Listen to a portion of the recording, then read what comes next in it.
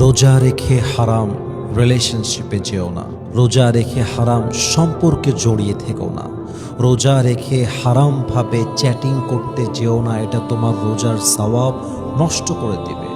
Even এই হারাম রিলেশনশিপটা আমাদের জন্য এত বড় ফিতনা, এটা যে রোজার মাসে রোজাই নষ্ট করবে তা নয়, বরং হারাম রিলেশনশিপ আমাদের মনের শান্তিকে দূর করে দেয়, আল্লাহর সঙ্গে সম্পর্কের দূরত্ব বাড়িয়ে দেয়, ইমানের স্বাদ নষ্ট করে দেয়, রোজার স্বাদ নষ্ট করে দেয়, নামাজের স্বাদ নষ্ট করে দেয়। এবং যেই বান্দা হারাম রিলেশনশিপে থাকে সে কোনো ইবাদতে কোনো রকম মনোযোগ খুঁজে পায় না, কারণ আল্লাহ নিজেই সে মনোযোগটা দূর করে দেয়। আর আমার যেটা মনে হয়, রমাজান মাস হচ্ছে সবচেয়ে বড় একটা golden opportunity, golden chance to break up your relationship, I mean হারাম রিলেশনশিপ। যারা অবৈধ সম্পর্কে জড়িত আছো কিংবা আছেন, এই রমাজান মাস এতটা সুবর্ণ সুযোগ আপনার জন্য, আপনি বের হয়ে আসতে পারবেন। আপনি বলতে পারবেন, যেহেতু রোজা চলছে আমি হারামভাবে কথা বলতে পারবো না। আপনাকে হারাম থেকে বের হতে হলে একটা লম্বা সময়ের ব্রেক দরকার আছে। আপনি যদি ব্রেক দিতে না পারেন, আপনার রিলেশনশিপটা এটা কিপ কন্টিনিউ চলবে চলবে চলতে থাকবে। আপনি যদি বের হতে চান, আপনাকে 1 মাস 1.5 মাস গ্যাপ দিতে হবে। যখন দূরত্ব বাড়বে তখন আপনি হারাম থেকে বের হতে সক্ষম হবেন, আদারওয়াইজ আপনি পারবেন না। এটা চলতে থাকবে অ্যাজ ইট ওয়াজ বিফোর, যেমনটা আগে ছিল।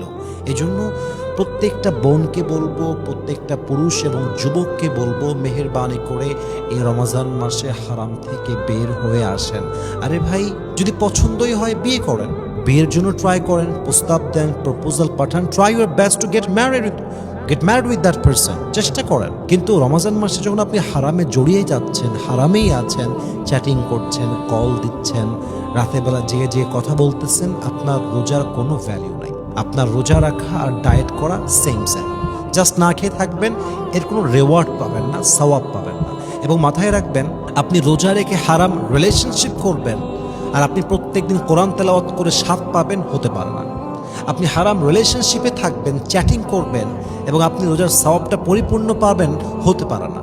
আপনি হারাম রিলেশনশিপে থাকবেন, ইমানের স্বাদ খুঁজে পাবেন, হতে পারে না।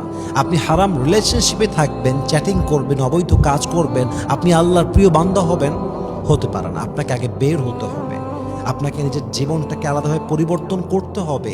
রমজান মাস হবে এমন মাস, যেই মাসে আমার সাথে হারামের কোনো সম্পর্ক নেই।